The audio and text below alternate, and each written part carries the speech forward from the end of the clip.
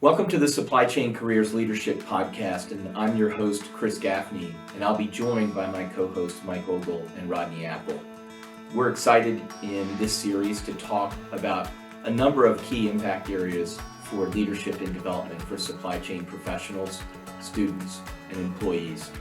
We're going to talk about how you can work more effectively as an individual to create your own space for development, how you can differentiate in the workforce, how you can chart your own path to grow and develop, and how you can guide your own career. So sit back and enjoy the ride. Welcome back to the Supply Chain Careers Leadership Podcast with Chris Gaffney. I'm your co-host, Rodney Apple, and we've got Mike Ogle as our other co-host. In our prior episodes, we have covered your next career step, avoiding the regrettable move, work-life balance, total leadership in all four quadrants. Episode 3 was blind spots and how to overcome them. And our most recent episode was personal productivity, how to get more things done. If you missed any of these episodes, you can just go back to the website or your favorite podcast platform and replay them. Just search for Supply Chain Careers Podcast. Over to you, Mike.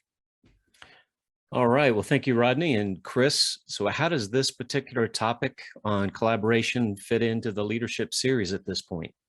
Yeah, I mean, I think I've talked about how we kind of are going to try to bucket the episodes into a few different categories. And so we've talked about how do you work effectively, create the time and space for development, how do you differentiate in the workplace, how do you grow and develop in your career or as you progress towards your career. And the last one is, where am I headed? How do I build a career path? So I think collaboration for me is kind of dead center in the differentiator space for sure. Being a successful collaborator as an individual is impactful and it gets you noticed. And it's something you need in school as well as for the professional world. And being able to lead collaborative teams is a critical differentiator as you rise. So I think it's primarily in the differentiation space, but in all honesty, it's a great way to grow and learn. And I think it's also an element of working effectively. So I think it touches 3 of our 4, but clearly is a differentiator. So Chris, out of all the other topics, this one seems to be of particular importance to you. So why are you passionate about collaboration? Yeah, Mike, it is a great question. And I think, as I said, I think it is a differentiator, but, for me, what I would tell you is some of my greatest experiences, and in fact, probably some of my capstone achievements have been as a result of collaboration. So, for me, that's been enjoyable, but in all honesty, it was a big accelerator. So if I think about a few of those, and I'll speak to them in different contexts, when I worked at Coke, we had a couple of different evolutions over my 25 years around how we worked together. And in all honesty, went from a place where we didn't work across a very large business system to a place where we did. And, that created huge opportunities. So I can think of an instance with Dave Katz, who is the COO of Coca-Cola Consolidated. He and I, at a time when we were junior in our career, were in different parts of the business. He was on the bottling side and I was on the company side, but we were both, logistics and supply chain professionals. And in our own interaction, we said, we think there's huge untapped opportunity between us. And he and I actually spent the time to put down on paper a list of opportunities that we thought could be achieved if our organizations worked together over time. And it was a serious amount of money. And I'll say it now because it's back in the day, but it was $300 million. And the really cool thing is, Dave and I still occasionally talk about it, is over the course of 3 to 5 years, we were actually able to deliver that by working differently. So that was a huge one for me. Outside of the business system, McDonald's was a large customer for us for many years at Coke. And at a point in time, McDonald's decided that they wanted to take a significant step forward in maturing their approach to their logistics of getting ingredients and supplies from suppliers into their stores.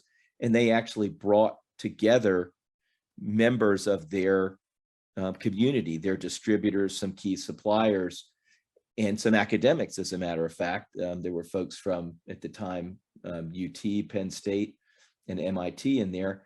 And we worked together with McDonald's on their logistics steering committee for about 2 or 3 years. And we watched McDonald's go from someone who, had left a lot on the table there to being, a pretty progressive and a leader in the industry. It was great for them, and it was a great opportunity for us supporting them to help them, and it had benefits for us as well. I had the opportunity to work with a cross-industry group at Ohio State, and it was called the Global Supply Chain Forum. And one of the things that I'm most proud of there is that group of folks from many different companies, along with Doug Lambert and his team at Ohio State, created one of the first textbooks on supply chain management, and it's still well utilized today. And my last one, I would say, is when I was at Georgia Tech, our capstone was a senior design, a cross-functional or a multi-person project working with industry. You'd pick a company and work with it. And it was a classic opportunity in a project team to show how collaboration and how teams working together could make a huge difference. But you also learned about the pitfalls there. And I have the opportunity to continue to mentor some of those senior design teams through my relationships with Georgia Tech. So, there just have been, again, some of my most memorable and impactful experiences have been through that collaboration. And I do think they've been a big accelerator for me. So I'd kind of love to, get y'all's take on your experience with collaboration as well. I guess I'll start. From my vantage point, it is key to be successful in my line of work, in recruitment, in supply chain, and having worked, on the corporate side, Coke, Home Depot, Kimberly-Clark, Cummins. I just recall, it just comes naturally in what we do. But I think I look at it as the glue that kind of keeps people tied together, whether it's your internal teams or your external customers and partners, suppliers. We're one of the few professions where, we are brokerage between people and people. So, candidates on one end and employers on the other. But I remember back at Home Depot when I worked there, when I started, I was, we're at their headquarters. They were Fortune 15. We were on this bottom floor in this corner of this corporate complex, far away from our customers. And you had to walk across 3 large buildings, and I forget how many stories, 16 or 18, and up and down. And I, at one point in time, I was in the elevator, and our senior most leader, the SVP of Global Logistics, looks at me and says, "Rodney, I want you to move over and sit with us." I'm like, what do you mean? Like, yeah, we'll get you an office. And, sure enough, I was one of the lone recruiters that kind of escaped that bottom, corner of the complex and was, thrusted up into the 2 main floors of where all the logistics and supply chain, hundreds of people sat. And it was a game changer, that I was involved with the leadership meetings. I got to see all the people that I placed and just got to be a member of the team. And I bring this up because, sometimes people, I think, get isolated if you're not tied together. So it is a purposeful thing that you have to do. You have to seek it out. Oftentimes you're brought into it, like I was, but that really changed my perspective, and I, even when I went to Coke, didn't get to sit with the folks that I supported in supply chain. So I made the effort to get out of my desk and instead of having a call with someone, I always try to do those things in person. And that really facilitated, partnership building, relationship building, getting things done, brainstorming ideas, and just it made a more successful partnership. And I tried to maintain that spirit even in today with my own search firm. We've got the same discipline. We have a think tank where we do a lot of this collaborating and getting together and huge whiteboard and all the different tools to help facilitate ideas and exchanging. And same thing with our clients.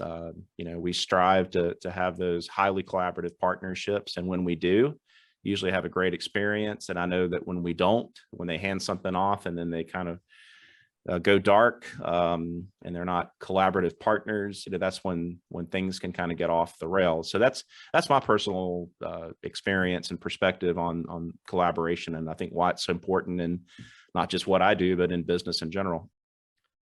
Rodney, I've had some similar experiences, but in a very different set of arenas, I guess, through my industry association days in a past life for about 17 years.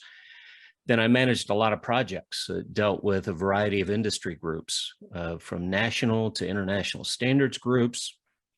There were a variety of industry groups focused on their part of the material handling and supply chain industry.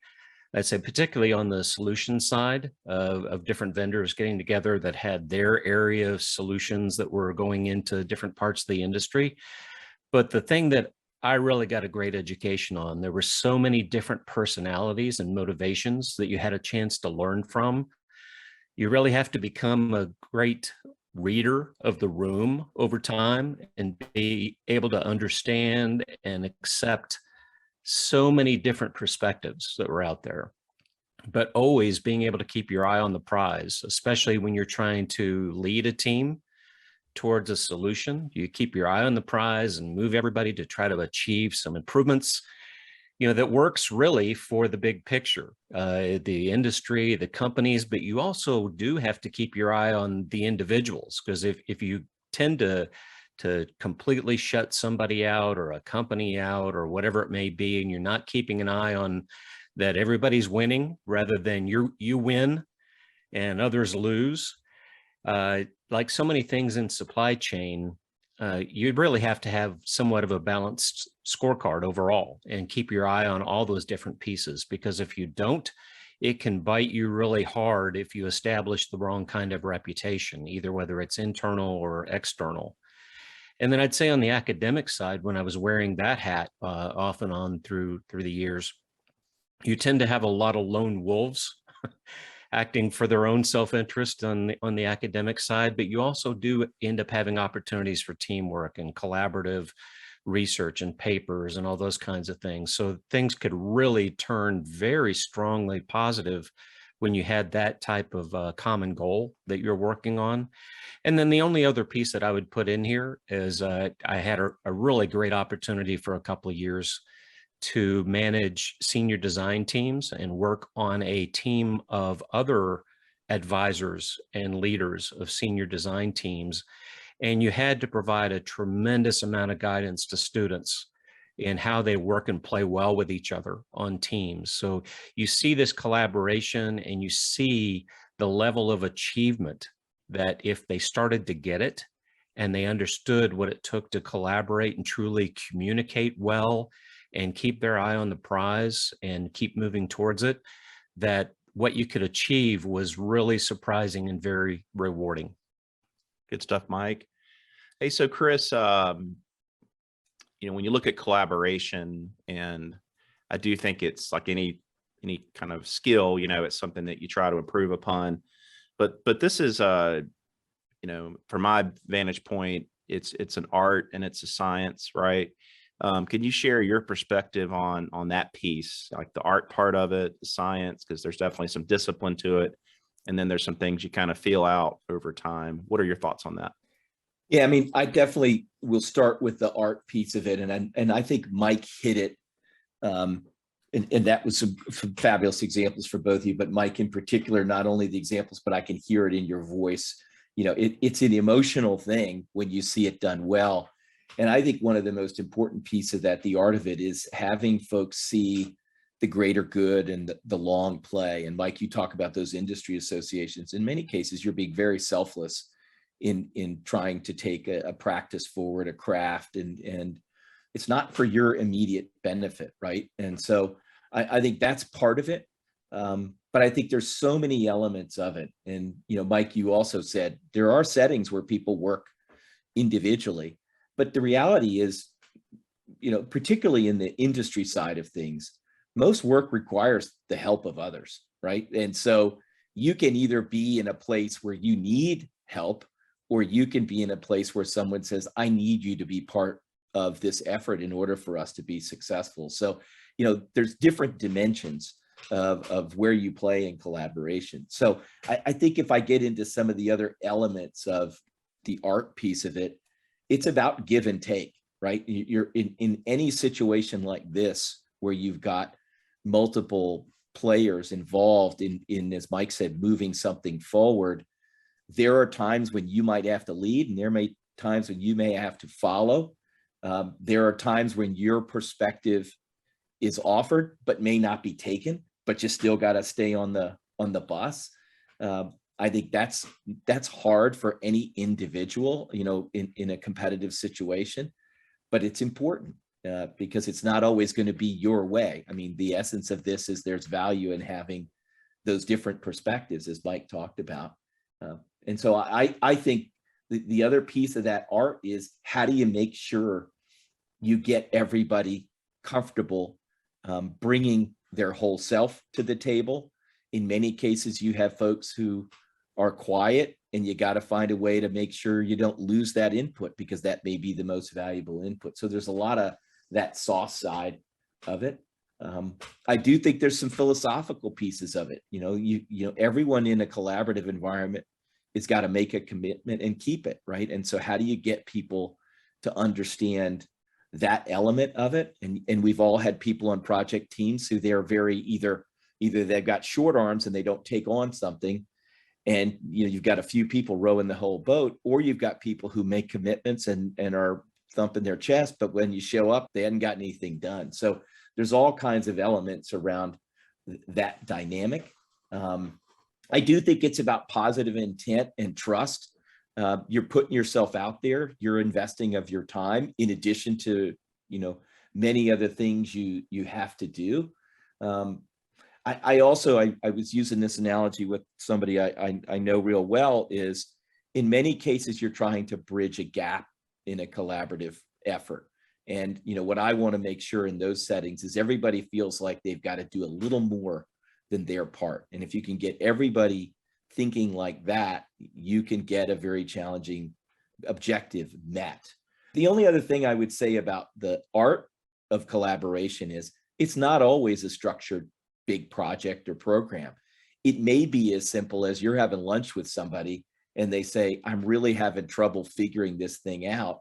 And you may say, well, tell me more about it. And I might be able to offer you an idea to help you move it forward. So you never know when you're going to be in a setting where the power of one plus more than one can be greater than the sum of the parts. Yeah, and so that art side is certainly important. But of course, there have to be some tactics and things that you actually apply to this. So what are some key points maybe about the science side of collaboration?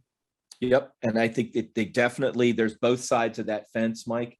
And, ironically, in our time at Coke, and I always applaud the Coke system, they were very good at teaching, a lot of these disciplines. And Rodney and I were probably involved in some of that facilitation. But if I look at some of the formal methodologies I was exposed to and frankly leveraged, and in many cases still leverage today, a lot of them are part of the science of collaboration. So, I'll talk about a few of those, but for me, change management was huge, particularly when we were trying to make an organizational change or a change in how we do business. And a lot of that gets into the art of tapping into people's self-interest, to have them understanding that a collaboration that is driving change ultimately impacts people in an organization. And if you can tap into the team members' self-interest, you have a much greater probability of bringing them along, and then they can be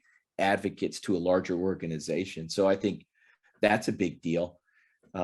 Structured problem-solving methodologies are absolutely critical in a lot of collaboration settings. And in our operational world, whether we were using lean methodologies or Six Sigma methodologies, all of those things can come into play when you're dealing with something that requires, frankly, in many cases, understanding what's going on in a given system. Large efforts of collaboration require the structure of program management. You've got to get in there and build out project plans and timelines and interdependencies, and have the means to keep an effort moving forward over time. So that level of discipline that's there, connecting to the art and the science piece of it. We talk about there being different types of people, but in many cases, when we had large efforts, we would take teams through, a personality profile. So you think of something kind of like the Herrmann Brain Dominance Instrument, to kind of consciously make or let the teams know that we have different learning styles in the room, and not only be aware of that, but use that to take advantage of it. So in very large efforts, that type of thing is out there. It may be small things like facilitation, learning how to run a meeting, as Rodney talked about, getting the right balance in the room, making sure you've got all voices heard. That requires, some specific skill sets there. And I think for us, we're talking about supply chain management in our field and how leadership applies there. Clearly process thinking, we bring those SIPOCs in there, or the swim lane chart, so we could understand, which person owned which part of a process, who was my internal customer and supplier, and how are we going to change this process. And then just the overall philosophy of end-to-end supply chain management. Many of our big efforts in corporate America were about breaking through the classic, functional silos and that type of thing. My last plug about the science of collaboration is, I saw a statistic that said organizations that prioritize collaborations are 5 times more likely to outperform their peers. So not just the science of how, but the science of it's worth the trip to be intentional about collaboration. Memory lane. I remember the first time I think heard the word collaboration was CPFR, the collaborative planning, forecasting, and replenishment model. Saw that a lot in resumes back in the day. Any thoughts on that piece as it relates to kind of partnering? I know it's more on the external side. Yeah, so let's jump into the external side of this, and we could talk about the internal, and I'll come back to it. But it is a unique challenge to collaborate across, commercial barriers, and that could be true in academia if you're having multi-industry or multi-university, or even different colleges in a university system work together. They're just things that are a little bit more challenging, but in a customer supplier relationship, it's very unique. And that, that collaborative planning, forecasting, and replenishment concept, which still lives today, and the more mature, concept title is joint business planning, is a great idea in concept, very difficult in practice, because in most cases, you have a contractual relationship, where there may be, commercial pricing terms and that type of thing. There may be commitments to capacity, and how that works over time is very much a function of how the players on both sides, want to find a way to make that work or not. And, the kind of the gold star is that collaborative concept. There is a belief that even inside of a contractual relationship, that we jointly as customer and supplier can get bigger benefits if we share in a different way. In many cases, the concepts are about being a bit more transparent over time, when you might want to, you want to hold your cards a bit closer to the vest.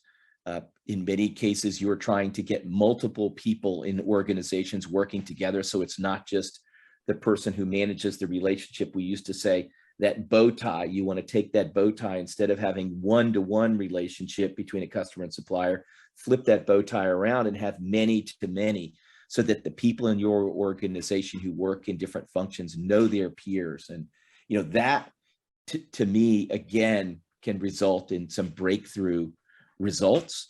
And so I think, I think that's alive and well. And you see many of the large CPG players, and that's a lot of my experience, both on the brand and customer side, work very hard on that. typically, you're going to stumble because in many cases, those relationships will evolve over time, but the best of them stick with it and really think about it over time. So, I think about it from that's a customer lens, but at Coke, in many cases, we were very large relative to our suppliers. And so then we thought about it from a supplier relationship management standpoint. And, there's equal opportunities to think in a different way then. In many cases, if you're dealing in a supplier relationship like we were at Coke, you could have the tendency to say, how do I just find a way to get low price, right? And if you're not careful about that, you can sacrifice a lot of things. We saw that a lot in the last couple of years from a pandemic standpoint, of the folks who were low-cost buyers, their suppliers vaporized on them, right? Whereas if you had people who were collaborative in their relationship with the suppliers, had those balanced scorecards, understood continuity of supply, service, a long-term perspective, in many cases, their supply relationships stood the test of time. So I think, collaboration has a huge equity in that lens as well. You talked about it, Rodney, in terms of the recruiting side. If it's a transactional relationship, it works one way. And if it's collaborative, it works in a different way. We've seen that a lot in the supply chain world with outsourcing. And in many cases in areas in logistics where we now have third-party logistics providers or very large logistics service providers owning a lot of what might have been done by a company in the past. If you just go out and go through a selection process and find that 3PL and plug them in and move on, in most cases, those relationships don't last long, but it's a bit paradoxical when you're outsourcing and go to a third-party provider. You actually then still want to treat them almost as if they're part of your organization and collaborate with them so they understand how the business is evolving so that they can position resources to support your business. You're also listening to them. Is the practice playing out according to the contract? Are they able to make a buck? And are you willing to be aware of how your behaviors are limiting their success? So much in that space is huge when you get into that external world. The last one that I would speak to, which I had a lot of fun with over the last half of my career, is something that's a bit unconventional from a collaboration standpoint, but we started doing a lot of non-competitive benchmarking. So we would go to peer companies who were not in our space. So we weren't buying or selling the same stuff to the same customers. And we would say, we would like to tell you where we are in our supply chain maturity, good or bad. And we'd love to know the same from you. And what we found were some tremendous opportunities where, in an industry that would be a little bit different, this peer may have faced a similar problem and approached it and solved it in a completely different way. And we were able to really make some advances there. We saw that in particular in one of our Coke bottlers in Mexico, our folks called FEMSA, and they did some non-competitive benchmarking with a bakery company called Bimbo. And at Coke, we took cans and put them into multi-packs and put them into cases. And in the bakery business, you take loaves of bread and you have to put them in a tray to take them to the store.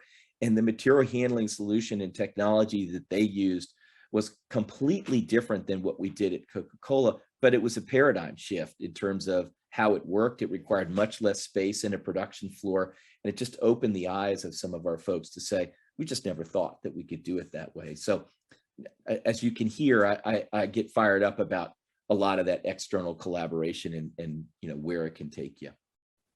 Great information about the external side, Chris, as well. There's so many different levels of internal collaboration as well. There's small, tight teams that are around you, and maybe it gets out to bigger and bigger circles, but you're still internal in the organization and actually crossing some boundaries that almost feel a little bit like external. But how does the internal side work differently than the external?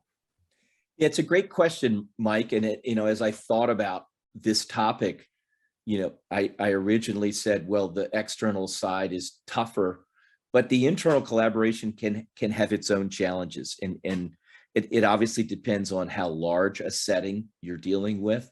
But, my experience at both larger organizations and smaller, and I've worked in both, is, there's some things that are critical in terms of how to get it right. I think the first thing is understanding, what is the culture? And I always say culture is what are the actions and behaviors that are acceptable. So how does work get done in your environment, particularly if you're newer and you're brought in and see the need or opportunity for greater collaboration? So I think you've got to kind of read the room. You may need to tap into folks who are veterans or have some experience and say, I've got a large effort that's going to require me to work with multiple folks across functions. Give me some watchwords, or tell me, show me some examples of projects that went well and why. So I think that's critical. I think whenever you're going to have a level of collaboration that is on the more formal side, people are going to want to understand, how does this link to our priorities, right? If it's a discretionary investment of their time, an additional commitment or objective beyond, what they've been charged to by their direct manager, they're going to want to understand, how does this connect to greater priorities, and make sure it's not just some off the beaten path kind of effort. So I think that's really important. I do think the give and take concept is really important here, and it goes with, with you're asking for someone's capacity, and I very much, when I get into an internal collaboration setting, I try to be very clear on expectations for folks who are coming onto the team. And in corporate America today, pretty much everybody's tapped out when they show up. And so I, working with functional folks in the setup of the project, get super specific around what we need them to do, what role we need them to play. And in some cases, get very finite around what we're asking them. When somebody's not a primary committed team member out of my function, I'm usually trying to carve out a commitment of 1, 2, maximum 3 hours a week, right? I might say to them, I need you in a functional work stream meeting for 1 hour. I need you in a larger program management check-in every couple of weeks for 1 hour. And I'd like you to give me 1 hour of homework a week, and see if you can get that. To me, that's part of that give and take. And that allows that person to feel like you're not, asking for an open-ended commitment. I think it's also clear to understand, priorities, right? If even though you want the linkage to corporate priorities, you've got to be clear. If your project is job one, and I am working on a large project right now where it's job one, but even then, you've got to be cognizant that there are other things going on in the organization, and be sensitive to the fact that, nobody ever has one thing that they're working on. And if your effort is not job one, you've got to accept, if you're working on a small rock, you've got to be a bit more artful about how you're bringing people to the work, getting it done. As Mike said, keeping it moving forward, getting it on track. So I think a lot of those dynamics are important. I think the other thing you have to deal with, it's a reality in a corporate setting, it's probably a reality in an academic setting, is you got to understand personal motives. I was talking to a friend of mine, and he said, I'm working on this effort because I want to do great work. And I'm just at a different place in my career. I'm not that hung up on the big promo that might be out there, but I'm working with someone who it's really important for them to get promoted.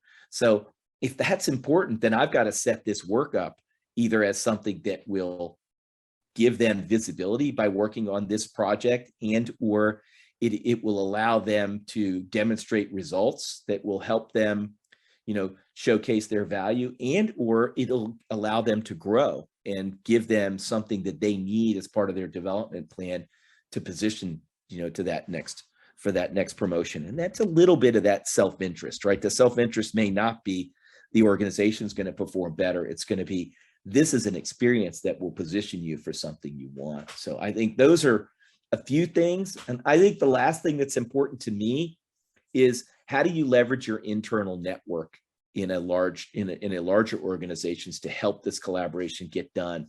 And when I was junior in an organization, I honestly leveraged my boss's external network. He knew all the players and he could get me some advocacy for them.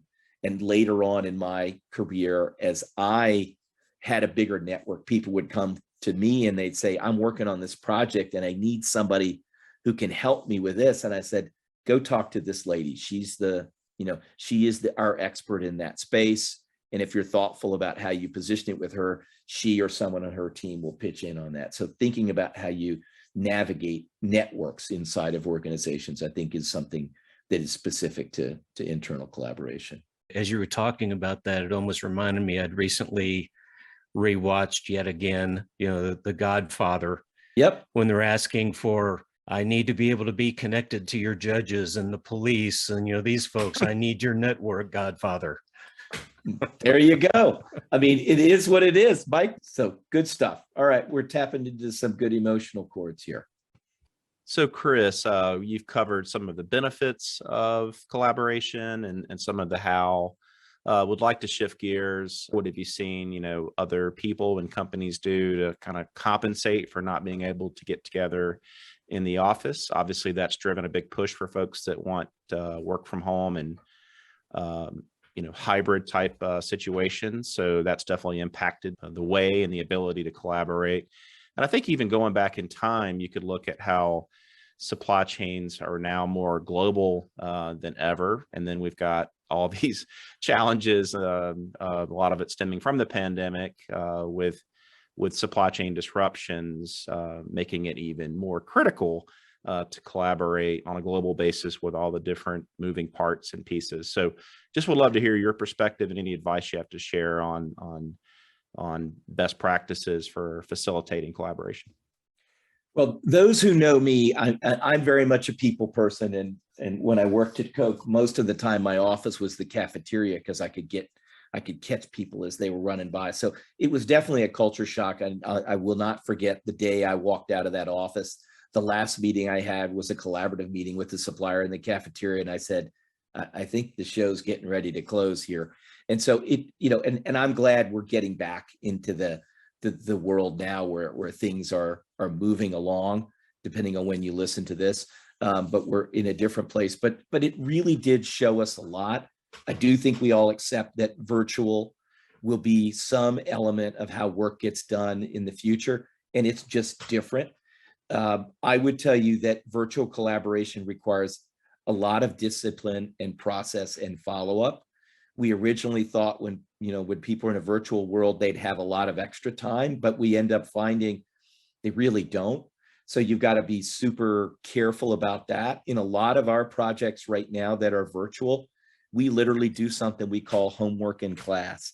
And this is when I always loved the teacher in high school who said, well, I'm going to teach for 15 minutes, and then I'm going to give you the rest of the period to work on your homework, and I'm going to walk around and help you. And you love that because then you knew when you went home, you didn't have to worry about AP chemistry or whatever. If we do that with project teams in a collaborative setting, they love it because we know they're up against it and they can just give us that focused time. So really think about that.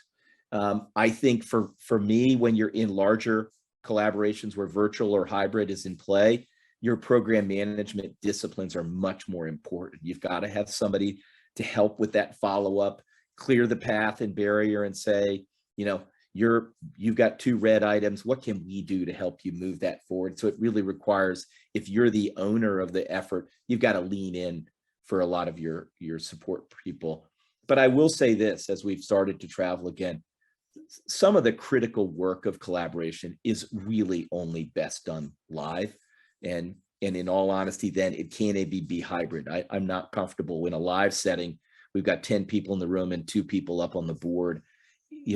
We've got to make the call to say, this is a critical event. We're going to be super careful around time, but we need people to be in one place and one time for 1/2 day a month. And it's a huge driver for big transformational projects. So I think that's important. You talked about the international side, Rodney, and I think this is also something that you've got to be very humble about, because when we started a lot of that that international collaboration, you can get super selfish about your own time zone. And all of a sudden you realize you've got somebody in Australia and it's 3 o'clock in the morning. I've got one of the professors we work with is in New Zealand right now, and he showed up on a bunch of meetings, and I'm like, I don't even know what time it is there. And we literally said, will you speak for 5 or 10 minutes? We'll cover your topics and you can go back to bed. And so what we really started to do was time shift those meetings, and have folks, typically in the US, or a lot of our folks are in the East Coast time zone.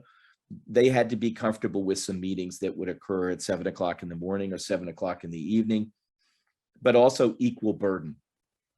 Don't do them all in the same time slot. It's just an ethical thing to be flexible about things, because people just can't sustain it. And you don't want to have situations where, people aren't going to say anything and they're working 20 hours a day.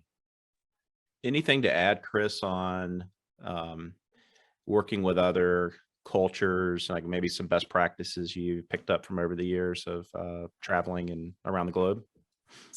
I always say, think about that, the old Gemba concept from the lean world is, go see, ask why, show respect. I always want to make sure, if I'm working in a different setting, is I understand, how does work get done here? Also be sensitive with where language is a question or an issue. I've been in settings where we had translators, also been in settings where English was the business language, but was a second language for folks. And you need to be super patient with folks in that case.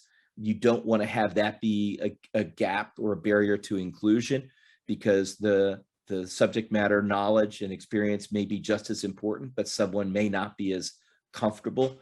And I have seen folks who are critical subject matter folks where the language was an issue, and we got them help, from, a coach or that type of thing, because we didn't want it to diminish their ability to contribute. Chris, we talked a lot about the importance of collaboration and ways to do it well, but what are some of the things that you should watch out for and kind of the don't do's of collaboration? Yep, Mike, this is, I've had some painful ones here. I can speak about these wonderful experiences I talked about, but I've been through some really, really challenging experiences where I had what I thought was a really strategically aligned project that was really important for the business, could really move us forward, and it just got derailed at every turn. And a lot of hard learning in that. So what I would say is, a couple things for me is, if you don't have alignment out of the gate on the premise and the importance and the why of the effort, I think you need to be super conscious of that. And it's a challenge if the project is intended to prove a concept, because I've also had people who said, okay, the goal is to prove that this strategy will work. Super. I'm going to spend all my time throwing roadblocks in front of you because I don't want it to be proven. And that's really hard, but I think those are things that are real. So that's about lack of alignment, right? So I don't buy into this project, even though someone says it's important. I do think, back to those personality styles, Mike said it before, being self-aware as a player on these projects are important, but when you've got people who are not, and that's being inflicted on other team members, that's really hard. And you've got to figure out how you address that, both either directly with that individual in an appropriate way and or with a manager. I've seen a lot of impatience. I watched somebody try to walk off of a project call yesterday because they felt like they weren't being heard. And I'm like, we're all big kids and we're all part of the same organization. We're getting paid, and you don't get to tap out. You've got to say, I'm sorry, we're not communicating well, so let's step back. And in that case, I used that facilitation skill, and I said, let me ask some Socratic questions. Let me try to dig in and try to bridge a lack of understanding. Both parties are well intended, but it wasn't, we were here instead of here. And so how do you mesh that? But I think that impatience and intolerance can be an issue. Clearly lack of openness to new ideas is, you've got to counteract that with change management and find that self-interest. But that's a reality, is people are not comfortable with changing, or they're uncomfortable. This is going to be a huge effort for us to accomplish what we want. So I'm not really fired up about playing into it. And I think the last one that can be cultural is what I call malicious non-compliance. And that is someone's in a meeting and they're smiling and they're nodding and it all looks good. But outside of the meeting, just bad things happen. Well, this project is terrible, or I don't know why we're working on this. This will never succeed. And all of a sudden you find out that somebody you thought was, a very supportive team member is in fact sabotaging the work outside of the structured efforts. So all those things are things to really be careful about. This has been awesome, and it's given me some new things to think about in terms of being a better collaborator and new ways to do it as well. But any advice to share for folks that may not be quite doing their full capabilities, or if they're having problems? What's a great way to kind of engage, the stakeholder, things like that? Well, I always view these settings as a learning opportunity. And, the first, and a lot of it's basics. You don't do it in the large group. Okay. But it is perfectly appropriate then to check in with somebody who's on the team and say, hey, let's grab a few minutes and let's chat. And this is where I think you speak to their humanity and say, I really care about you. You're really critical to the work, but I feel like it's not clicking with you. And depending on your comfort level with them, you can say, either I see you're struggling or others see you're struggling. How can we help you? And if you're comfortable with that, you can do it that way. In some cultures, it may be more important to talk to their leader first and say, I'm seeing this. Is this something you've been working on with them? Are you aware of this? Are you comfortable with me talking to this person? So it just depends on that. I think the most important thing is you don't let it fester. What you don't want to do is get to the end of the project and either you've overcome it and their manager wants feedback. How did my person do on the team? Well, we got it done in spite of them, and they're like, what happened? But they never had a chance to fix it. So I think, the respectful thing is to find a way, as soon as you think there's a legitimate trend there, is don't let it, go from a small thing to a big thing. Well, this has been a great episode. We appreciate you sharing your perspectives on collaboration, the internal aspects as well as the external. Would love to know what you have in queue for our next episode on the leadership series. Yep, we're gonna take a different topic and a little bit of an interesting one, and it came from one of my mentees, and they reached out to me for some advice. They've been in a role for a couple of years, a good role, part of their their career plan, moving them forward. They've been at a good company. They are at a good company for 4 or 5 years, but they feel like they're a bit stale. And as they say, meh, I'm not sure if this is the right thing for me. And they wanted to know if that was the sign to say, I got to move on. I've either got to leave this role or leave this company, or if they should consider something else. So I think we're going to talk about, when you find yourselves in that situation, what are the right steps to take to assess the situation and work through that. Looking forward to it, Chris. Thanks again for sharing your insights and perspectives. And thanks, audience. Again, if you missed the first few episodes, you can go back and re-listen on your favorite podcast platform. Just search for the Supply Chain Careers Podcast.